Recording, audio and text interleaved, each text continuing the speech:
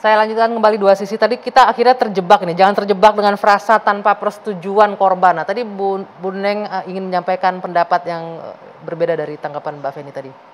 Iya, jadi sebetulnya dalam hal ini kalau ada penilaian terhadap katakanlah sini pribadi saya, katakanlah seperti itu, bahwa menyetujui kekerasan seksual itu sangat salah sekali. Iya.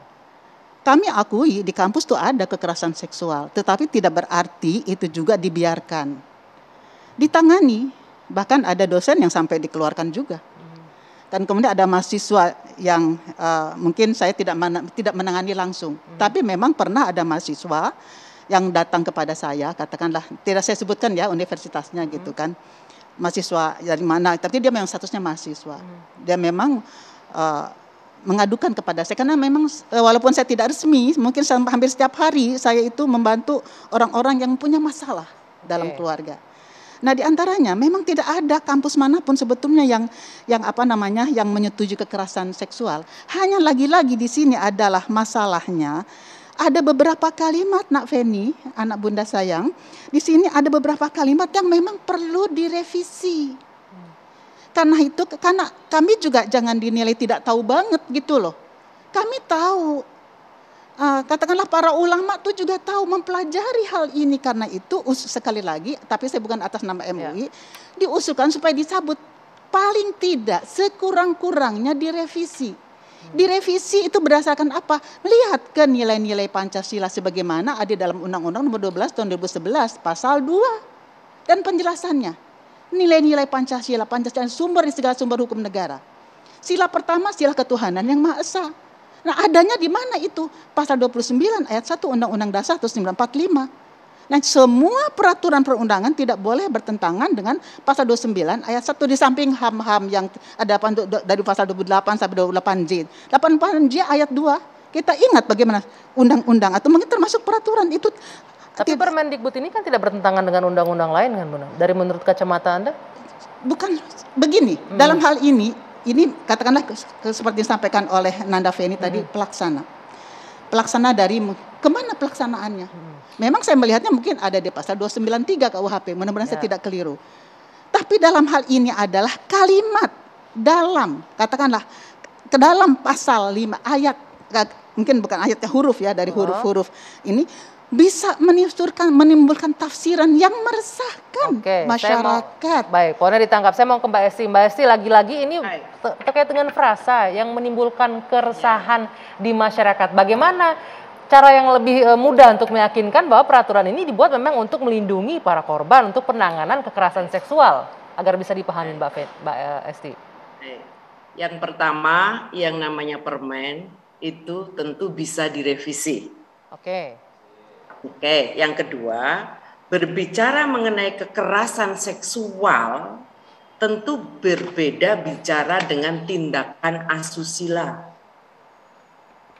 Sehingga kalau kita mau memasukkan hal ini, saya tidak menentang apa yang disampaikan Bunda. Jadi tentu kita semua sepakat, jangan sampai ada kekerasan seksual di kampus kalau kita bicara sekarang soal kampus. Nah, kita bicaranya adalah kekerasan seksual. Kecuali kita bicaranya adalah bagaimana supaya tidak terjadi tindakan asusila di kampus. Judulnya kan pencegahan dan penanganan kekerasan seksual. Pertanyaan saya tidak sepakat ketika tanpa ikatan pernikahan orang melakukan hubungan seksual. Nah, tetapi ketika itu dilakukan suka sama suka, apakah itu masuk kategori kekerasan seksual? Setahu saya kalau itu masuk kategorinya adalah tindakan asusila yang bertentangan dengan norma agama, norma budaya-budaya kita. Ini topiknya adalah tentang pencegahan kekerasan seksual.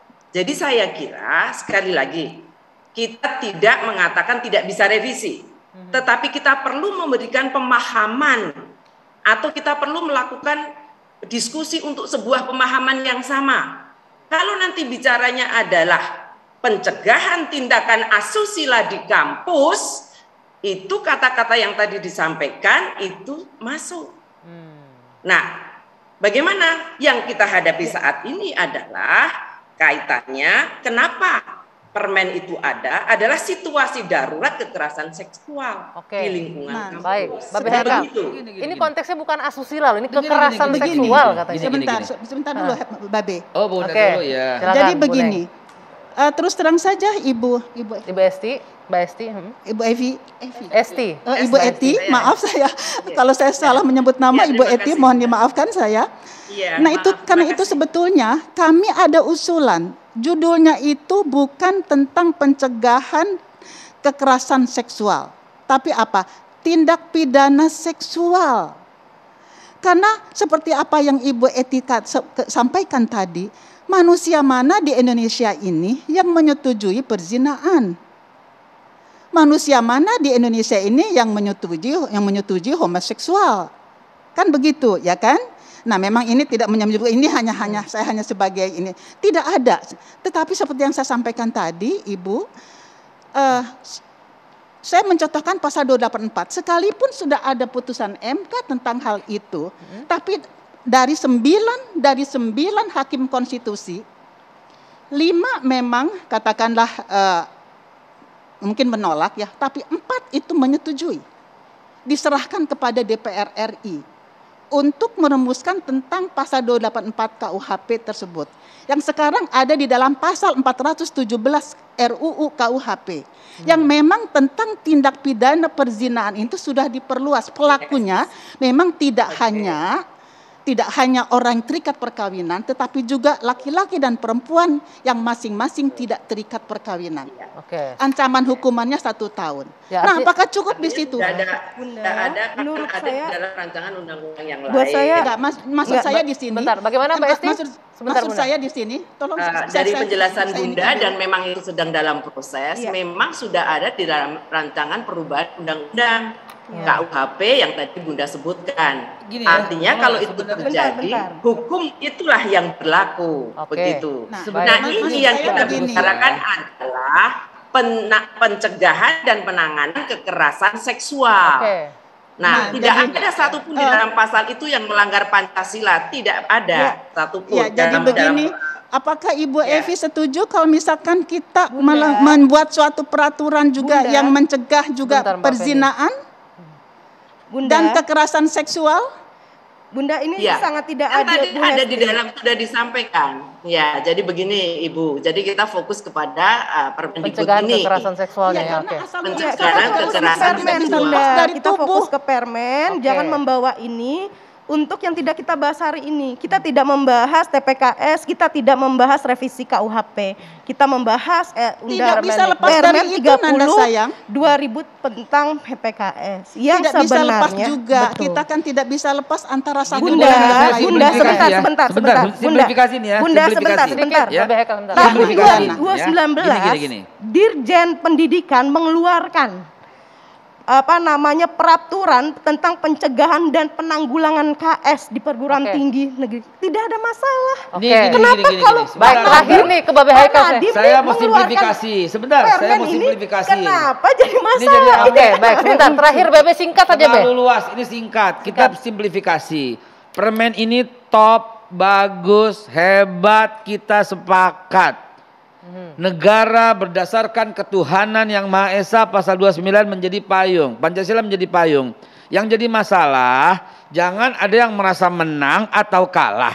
Pak Nadiem, berjiwa besarlah, dengarkanlah pihak lain. Revisi cuma 1 kata, 2 kata, 3 kata. Tanpa persetujuan korban itu direvisi. Tidak akan merubah esensi. Bahkan dengan dihapusnya itu wanita lebih dilindungi. Baik. Poinnya ditangkap. Baik, terima kasih Bebe. Mudah-mudahan ini bisa menjadi masukan dari pemerintah dalam mengeluarkan kebijakan-kebijakannya dan tentunya bermanfaat untuk semua pihak, terutama ini melindungi hak-hak wanita. Terima kasih, saya Dwi Anggia, saya akhiri 2 sesi malam hari ini. Mbak Esti, terima kasih sudah bergabung bersama kami. Mbak Feni, Bunda Neng, Mbak Beheka, selamat malam semuanya. Sampai jumpa pekan depan.